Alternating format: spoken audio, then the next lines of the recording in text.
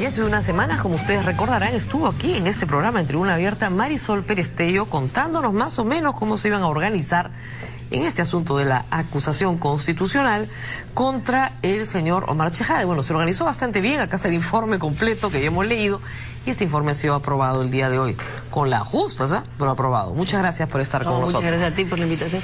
Vamos al fondo del contenido. Usted propone dos sanciones, una destitución e inhabilitación por 5 años por infracción de la Constitución y una sanción que no la impone el Congreso, sino el Poder Judicial por patrocinio ilegal. Sí.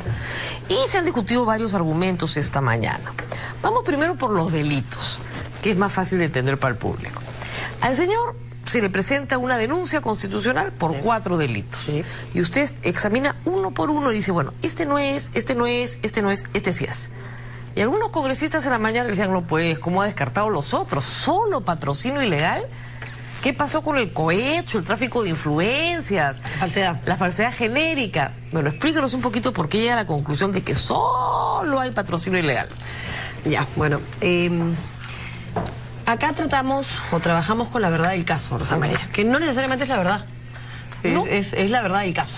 La verdad procesal, como exactamente. Y esa verdad procesal es una verdad que construimos en base a una serie de cosas. Los testimonios de ética, los testimonios de la Comisión de Fiscalización y además todo lo que se actuó en ese momento, que desfilaron todos, los generales, el propio Omar Karim Chejade Moya, todo el potao. Miguel Chejade, todos los que estaban... No, ni Miguel Chejade ni Miguel León Barandiarán. O sea, fueron citados, por supuesto, estuvo el señor Won, estuvo el abogado del señor Won, estuvo el presidente de la Corte explicando cuál era el estado del proceso, fui a la oficina del congresista a verificar desde agosto los ingresos y salidas de su despacho. O sea, se hizo una actuación de pruebas muy minuciosa para determinar qué hechos habían sido había habido contradictorio y qué hechos eran la verdad del caso.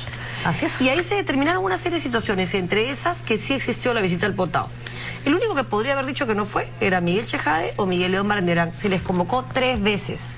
Tres.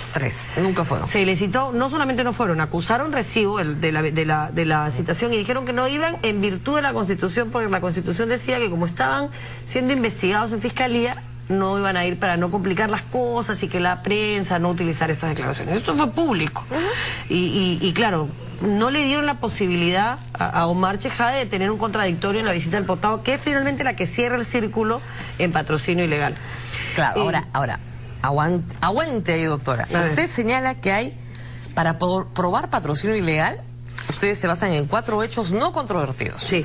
Primero, se realizó la cena. Exactamente. Segundo, se trató el tema Andahuasi. Tercero, se efectuó la visita al potao.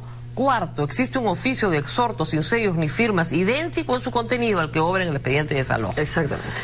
Claro, pero cualquiera le podría decir, bueno, pero eso no prueba que el señor Omar Chejade haya cometido el delito de patrocinio ilegal, sino su hermano. No. El otro. Eso es interesante, porque ese es el argumento que usó Javier Vallarrieza, que ha sido el que de alguna manera ha dado el sustento para ellos en el tema penal y para mí en el tema de juicio político, porque el propio Javier Vallarrieza, ya cuando conversemos de eso vamos a citarlo, señala que efectivamente ha hecho uso ilegalmente de su investidura de vicepresidente, con lo cual el argumento del juicio político está mucho más completo, mucho más redondo. Pero vamos a los que se caen primero para luego abocarnos al de patrocinio. La falsedad genérica se ha confundido con la mentira. Eso ha tenido ya una sanción en ética. La mentira no es falsedad genérica. Claro, eso hay que explicarle al público. Falsedad genérica es una falsedad que se realiza en un documento. Y que tiene que afectar la fe pública. Así es. Acá, que usted que ha sido notaria sabe. Esto es un tema de verdad mentira. Había otra discusión que me hubiera gustado hacerla, pero no era el espacio, sobre si estos son delitos de función o no, que yo creo que sí. Creo que el 99 solo aplica para delitos de función y los delitos comunes se ven como inmunidad, pero ni siquiera hubo necesidad de hacer eso porque la conducta era típica y lo que había era una presión por las contradicciones y las mentiras aparentes, que ya estaba viéndose en ética, con lo cual yo la verdad descarté el tema. Vamos por partes, señores. Mentir es una falta ética, es una inmoralidad, pero no es un delito. No necesariamente. Claro, si no tiene una afectación en la fe pública, no es un delito. Además, nadie puede declarar contra sí mismo. Así es. Con lo cual que no es fe pública. No había... El otro era tráfico de influencia. Tráfico y cohecho. Voy a tratarlos como un conjunto porque uno es el prerequisito del otro. Más o menos. Lo del cohecho, porque la gente cree que es algo del hecho. Complicadísimo. Cohecho es coima. Esto es soborno. Claro, en resumen, estas dos cosas son soborno. En una... se configura el soborno, tiene que acreditarse la entrega física. En la otra es un paso previo, son los actos preparatorios del cohecho. Y hay toda una clasificación de activo, pasivo, si es que tú eres el que corrompe o eres al que corrompen, si es que es propio o impropio, si es que te obligan a hacer algo que no tenías que hacer o simplemente te pagan para hacer lo que tenías que hacer, que lamentablemente eso a veces pasa en nuestro país, lo que es terrible, ¿no? Entonces, pero aquí nos abocamos al de tráfico porque si se cae ese, se cae el otro. En la denuncia habían dos hipótesis, Rosa María. Una que no sostenía mayor análisis, no había que hacer mucho análisis en esa, que decía que el vendedor de humo, es decir, el que trafica con la influencia, era el señor Marchejade. En ambos casos. El comprador era, en un caso, Wong, y en el otro caso, los generales. Y Wong compraba para que la policía, que era el funcionario, ejecutara el desalojo.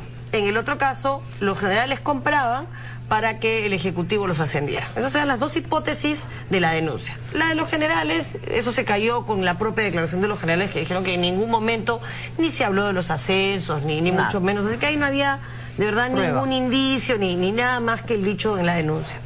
En el tema del tráfico, habían hechos, y por supuesto la sensación de que sí había configurado el delito, pero hay tres elementos que tienen que cumplirse, y en este caso ninguno de los tres se ha cumplido con indicios suficientes, ¿no? Primero, que él tiene que haber haber hecho uso de esa influencia, y haber usado esa influencia, alegado la influencia frente a los demás, haber dicho, yo acá puedo hacerlo. Pero además para obtener una resolución judicial o administrativa. Tanto la orden de desalojo como el oficio son anteriores a que él sea congresista. Uno es de fecha 21 de julio y el otro de fecha 27 de julio. Claro. Con lo cual, si tú dijeras que él ha tenido alguna relación con eso, se cae para nuestra investigación, porque esto es a partir de que él es congresista. Con lo cual ya ese tema de las fechas de la emisión de la resolución es un tema delicado. El segundo tema que se tiene que dar es el ofrecerse a usar la influencia. Los generales negaron que le hubiera dicho en algún momento sobre el tema Andahuasi, hubiera hecho algún ofrecimiento de usar esa influencia, para nada. Ya, ok. Y finalmente la ventaja económica, que tampoco se ha podido probar, y yo no puedo, la verdad, acusar a una persona, ni siquiera para que se inicie una investigación, si no tengo un indicio que por lo menos me permita. O sea, plata de por medio no ha habido.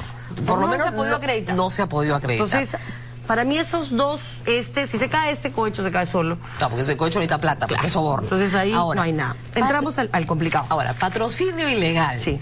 Patrocinio ilegal, ya de frente, me voy a la pena. No tiene más de 2 años de pena. Ah, bueno, pero es que acá no se trata de mandar al señor Chejade a la cárcel, ¿ah? Acá se trata, que no es el objetivo, además del artículo 99 de la Constitución, acá de lo que se trata es de que una persona que ocupa un altísimo cargo en el país, presidentes, miembros del Tribunal Constitucional, congresistas, que tiene poder, capacidad de decisión, y delinque por una cosa que puede ser una pena simbólica, si tú quieres, y con eso pone en riesgo el Estado, la administración pública, no puede continuar. No, vamos después a eso, pero digamos, tranquilo, ¿no? Los otros delitos tenían mayores penas. Ah, sí, claro. Los hechos tienen mucho más pena. Ah, sí, claro. Pero acá yo tampoco sabía, pues, con 2 años máxima de pena privativa de libertad, no pisas el penal ni de casualidad. Sí, claro, pero el objetivo no es que el señor se vaya a la cárcel. Pero ni 2, ¿ah? O sea...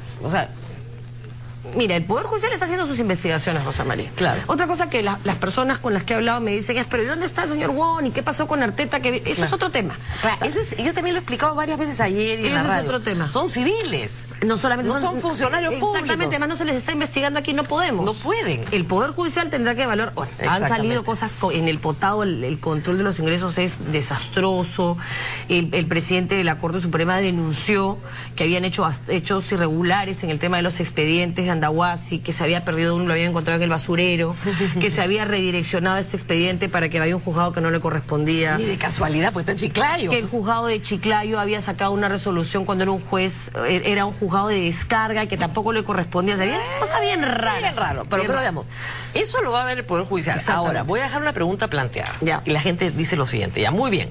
Entonces, si en el Poder Judicial le darían máximo 2 años por patrocinio ilegal, y solamente se le puede acusar por eso, ¿por qué lo destituyen? ¿No? Que es una pena muy fuerte, y lo inhabilitan por 5 años. Por el juicio político. Por eso, ya lo sé, pero digamos, no hay proporcionalidad entre la pena que imponen por el delito el Poder Judicial y la pena que quiere imponer políticamente el Congreso. Vamos con la respuesta después de la pausa.